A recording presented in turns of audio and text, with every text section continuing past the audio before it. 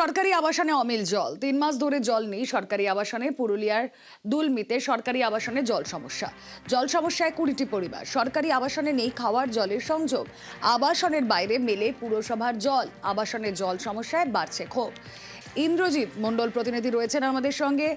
ইন্দ্রজিৎ, সরকারি আবাসনের জল সমস্যা দীর্ঘদিনের এই সমস্যা, 20টি পরিবার এই সমস্যার মধ্যে রয়েছে, সমাধান কোন পথে? দেখো রুমেলা, একেবারেই সরকারি আবাসনে প্রায় 3 মাস ধরে জল পাচ্ছে না বলে অভিযোগ করেছে তা ওখানে বাসিন্দারা।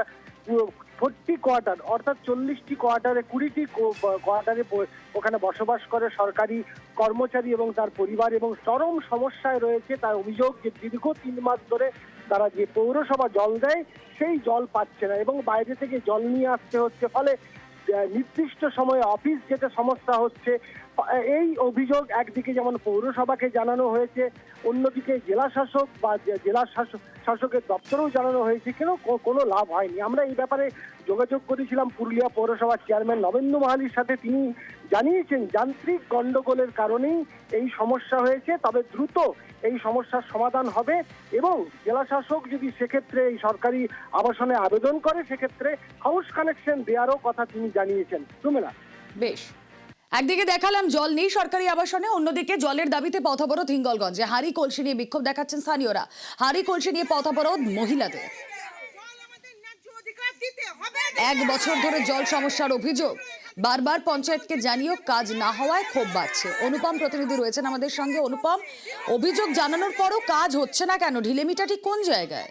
এই যে হিঙ্গলগঞ্জের এই যে বিশপুর পঞ্চায়েতের যে মাঝের পাড়া এলাকা, এখানকার প্রায় কয়েকশো পরিবার তারা জল পাচ্ছে না বলে অভিযোগ করছে এবং তারা আজকে এলাকার মহিলারা একত্রিত হয়ে তারা বিক্ষোভ দেখাচ্ছে, হাড়ি কলসি বিক্ষোভ দেখাচ্ছে। তাদের মূলত যেটা দাবি, অবিলম্বে তাদের এলাকায় জল দিতে হবে। 1 বছর ধরে যে জল পাচ্ছে না তার জন্য তারা পঞ্চায়েত থেকে প্রধান, উপপ্রধান, এমনকি বিডিও অফিসেও তারা বহুবার জানিয়েছে, কিন্তু সমস্যার কোন রকম সমস্যা সমাধান হচ্ছে না। পাশের গ্রামে গিয়ে তাদের জল আনতে হচ্ছে। সেই কারণে তারা আজকে বিক্ষোভ দেখাচ্ছে যাতে অবিলম্বে তারা জল পায়। এবং এই বিষয়ে আমরা যে বিশপুর পঞ্চায়েতের যে উপপ্রধান তার সঙ্গে আমরা যোগাযোগ করেছিলাম। তিনি যেটা জানিয়েছে যে মেন লাইনের কাজ শুরু হয়েছে, অবিলম্বে গ্রামের মধ্যে জল ঢুকবে, খুব তাড়াতাড়ি এই সমস্যার সমাধান হবে বলে জানিয়েছেন বিশপুর পঞ্চায়েতের উপপ্রধান। বেশ, আর এবার বেলপাহাড়িতে জোড়া বাঘিনীর আতঙ্ক। জিনাতের পর শিমলিপাল থেকে এবার এসেছে যমুনা। জিনাত ও যমুনার খোঁজে বন দফতর। যমুনার লাস্ট লোকেশন মিলেছে পুরুলিয়ার কুমুরিয়া এলাকায়। সকাল থেকে 7টি দলে ভাগ হয়ে বাঘের খোঁজে তল্লাশি বন দফতরের। জঙ্গল লাগোয়া গ্রামে মাইকিং বন দফতরের। পর্যটকদেরও ইতিমধ্যেই সতর্ক থাকার বার্তা দেওয়া হয়েছে। শীত মৌসুমে অনেকেই ঝাড়গ্রাম বেড়াতে গিয়েছেন। বেলপাহাড়ি অন্যতম ডেস্টিনেশন এবং আমরা বাঘের আতঙ্ক দেখতে পাচ্ছি। জিনাতের পর শিমলিপাল থেকে এবার এসেছে যমুনা। পর্যটকদের মধ্যেও যাতে আতঙ্ক না ছড়ায়, স্থানীয়দের মধ্যেও যাতে আতঙ্ক না ছড়ায়, তাই জঙ্গল লাগোয়া গ্রামে চলছে মাইকিং। পর্যটকদের সতর্ক থাকার বার্তাও দেওয়া হচ্ছে। একটি বাঘ ময়নারদের চিতাবাটে জঙ্গলে ঘোরাফেরা করছে, আপনারা সবাই সতর্ক হয়ে থাকবেন, জঙ্গলে কেউ প্রবেশ করবেন না। বাঁশবাড়ি রেঞ্জের পক্ষ থেকে জনস্বার্থে পরিচালিত। আপনারা দেখলেন মাইকিং করা হচ্ছে ইতিমধ্যে বন দপ্তরের তরফ থেকে। কি ব্যবস্থা আমরা জানবো, আমাদের প্রতিনিধি অর্পণ রয়েছেন সঙ্গে। অর্পণ, একদমই দেখো, বাঘের যে অবস্থান ছিল যেটা বেলপাহাড়ির ময়ূরঝর্ণা এলাকায়, সেখান থেকে বাঘ প্রায় এখন যে লোকেশন দেখা যাচ্ছে ট্র্যাকারে, যেখানে বন দপ্তর সূত্রে আমরা যেটা জানতে পাচ্ছি সেটা হচ্ছে পুরুলিয়ার যে শুরু, যে বর্ডার সেখানে। এবং কাঞ্চনকে বলবো ছবি দেখানোর জন্য। আমাদের সামনেই যে ট্র্যাকারের যে গাড়ি এবং তাদের যে সরঞ্জাম নিয়ে বাঘকে ট্র্যাক করা হচ্ছে, সেই গাড়ি আমাদের গাড়ির ঠিক আগেটাই যাচ্ছে এবং প্রশাসনের তরফ থেকে বাঘের প্রতিটা মুহূর্ত নজর রাখা হচ্ছে। এই মুহূর্তে যে শিমলিপাল থেকে যে টাইগার রিজার্ভের যে কর্মীরা এসছেন, তারা মূলত এই পুরুলিয়ার যে জায়গায় লাস্ট লোকেশন বাঘের পাওয়া যাচ্ছে, গতকাল ময়ূরঝড়া এবং তারপরে আজকের যে লোকেশন, সেই লোকেশনের উদ্দেশ্যে 3টি গাড়ি রওনা দিয়েছে। সেই ছবি আমরা দেখাচ্ছি। পাশাপাশি আমাদের সহকর্মী আমাদের সঙ্গে রয়েছেন রাজু সিং। রাজু সিং এর কাছে জানবো প্রশাসনের তরফ থেকে রাজু কি কি ব্যবস্থা নেওয়া হচ্ছে। দেখো, প্রশাসনের তরফ থেকে যেটা ব্যবস্থা নেওয়া হচ্ছে সেটা প্রশাসন যে বাঘের যে লোকেশন, সেই বাঘের লোকেশন দেখে সেখানে ট্র্যাক করা এবং সেই জায়গায় বনকর্মী যাতে দ্রুত পৌঁছে যায় এবং নেটিং এর ব্যবস্থা, সমস্ত রকমের প্রক্রিয়া তারা মজুত রেখেছেন এবং যেখানেই বাঘের লোকেশন তারা পাচ্ছেন সেখানে পৌঁছচ্ছেন দ্রুত, যাতে বাঘটিকে নিজেদের আয়ত্তের মধ্যে নিয়ে আসা হয়। আর ইতিমধ্যে যেটা জানা যাচ্ছে বন দপ্তর সূত্রে, যে বন দপ্তর খুব শীঘ্রের মধ্যেই বাঘটিকে ফিরিয়ে নিয়ে যাওয়ার একটা প্রক্রিয়া চালাচ্ছেন। কারণ যেটা ময়ূরঝর্ণা থেকে যে বাঘ বেরিয়ে ছিল সেই বাঘটিকে যেমন উড়িষ্যা বন দপ্তর তারা ফিরিয়ে নিয়ে যেতে চাইছে, ঠিক তেমনই আবার আমাদের এখানকার যে বন দপ্তর তারা সেই বাঘটিকে ট্রাঙ্কুলার করে সেই বাঘটিকে ধরার জন্য প্রক্রিয়া চালাচ্ছেন। ইতিমধ্যে এই যে পাশের যে পুরুলিয়া সীমান্ত এলাকা সেখানে বাঘটি ঢুকেছে, যার দূরত্ব ময়ূরভঞ্জ থেকে প্রায় 25 কিলোমিটার, সেখানে এখন বাঘটি অবস্থান করছে এবং সেখানেই বনকর্মীরা রওনা দিচ্ছে।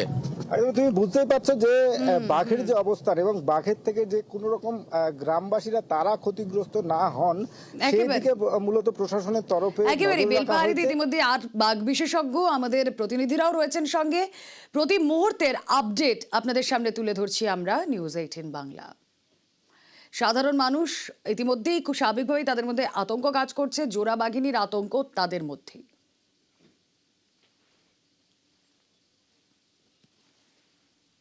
অবস্থা এখন বাঘের খুব আতঙ্ক। সামনে আমাদের কুটুচুয়া গ্রামে ফরেস্ট ডিপার্টমেন্ট থেকে সবাইকে সতর্ক করা হয়েছে যাতে রাত্রিবেলা বাড়ির থেকে কেউ যেন না বেরোয়। হ্যাঁ, আতঙ্ক তো বাড়বেই। এখনো কোনো সেরকম ধরার কিছু খবর এখনো আমরা পাইনি। হ্যাঁ, বেরোতে তো হবেই, বাড়ির থেকে না বেরালে হবে। গরু ছাগল কি সব বাড়ির ভিতরেই ঢুকে দেওয়া হচ্ছে? হ্যাঁ। কেন, এটা কেন? বাঘের ভয়ে। তো বন দপ্তর কিছু ব্যবস্থা নিয়েছে? কি ব্যবস্থা নেওয়া হচ্ছে এখনো পর্যন্ত? আপনাদেরকে কি বলছে? কি বলছে, বনে থেকে বাড়ি থেকে বেরোবে না, জঙ্গল যাবে না। অ্যালজাইমার্স স্নায়বিক এই রোগ ঠেকাতে এক ধাপ এগোলেন যাদবপুর বিশ্ববিদ্যালয়ের একদল গবেষক। তাদের দাবি, রোগ শনাক্তকরণের কিট তৈরিতে এসেছে সাফল্য। অ্যালজাইমার্সের আগাম বার্তা দেবে এই নয়া কিট। 10টা জিনিসের নাম আওড়াতে আওড়াতে বাজারের থলি হাতে বেরিয়েছিলেন, কিন্তু বাড়ি ঢুকলেন 5টি জিনিস নিয়ে। বাকি 5টি বেমালুম ভুলে গিয়েছেন, কিংবা সকালের কথা দুপুর গড়াতেই আর মনে পড়ছে না। এসবই অ্যালজাইমার্সের প্রাথমিক লক্ষণ হতে পারে। বয়সজনিত কারণেই মূলত এই রোগ হয়, তবে কিছু কিছু সময় কম বয়সেও থাবা বসায় অ্যালজাইমার্স। চিকিৎসকদের মতে প্রায় 85 থেকে 90% মানুষের স্মৃতিভ্রংশের পেছনে দায়ী কিন্তু অ্যালজাইমার্স। বিশেষজ্ঞদের মতে স্নায়বিক এই রোগকে ধরতে হবে গোড়াতেই, তবেই মস্তিষ্কের ক্ষয়ের গতিকে যতদূর সম্ভব কমিয়ে রাখার চেষ্টা করা যায়। আর এই অ্যালজাইমার্সের আগাম চিহ্নিতকরণের কাজে এক ধাপ এগোলেন যাদবপুর বিশ্ববিদ্যালয়ের একদল গবেষক। তাদের দাবি, রোগ শনাক্তকরণের নয়া কিট তৈরিতে এসেছে সাফল্য। এই যে আমাদের প্রোবটা যে ডিজাইন করেছি, এই যে যখন মাইটোকন্ড্রিয়ার ডিসফাংশন হচ্ছে বা মাইটোকন্ড্রিয়ার মরফোলজি চেঞ্জ হচ্ছে, সেটাকেও কিন্তু আমরা আইডেন্টিফাই করতে পারি আর্লি স্টেজে। এটা হচ্ছে একটা আমাদের একটা কেমিক্যালস, আমরা বলতে পারি একটা কম্পাউন্ড, যেটা কিনা আমাদের অ্যামাইলয়েড ফাইব্রিল বা অ্যামাইলয়েড সলিউবল অলিগোমারকে দেখতে সাহায্য করে এবং সেটা ডিভাইসের মাধ্যমে দেখতে সাহায্য করে। সেটা কনফোকাল ডিভাইস হতে পারে, আর আমরা যদি এমআরআই ট্যাগ করি তাহলে এমআরআই মাল্টিমোডাল ইমেজিং এর মাধ্যমে আমরা এটাকে আইডেন্টিফাই করতে পারবো। এদেশে 2023 সালে 88 লক্ষ মানুষ স্মৃতিভ্রংশের সমস্যায় আক্রান্ত বলে নথিভুক্ত রয়েছেন। এর মধ্যে একটা বড় সংখ্যাই অ্যালজাইমার্সের শিকার। এই অ্যালজাইমার্সের আগাম শনাক্তকরণের কিট তৈরিতে সাফল্য। এমএসসি থেকে কিউরিওসিটি ছিল যে অ্যালজাইমার রোগটা কি, তার উপর কিভাবে কাজ হচ্ছে সারা বিশ্বে। স্যার আমাকে অ্যালজাইমার নিয়ে কাজটা শুরু করতে বললেন। এক ধরনের এটা প্রিলিমিনারি একটা সাকসেস, এটা নিয়ে এখনো আমি কাজ করতে চাই। এরপরে আমি কাজ করব এই অ্যালজাইমারের উপর।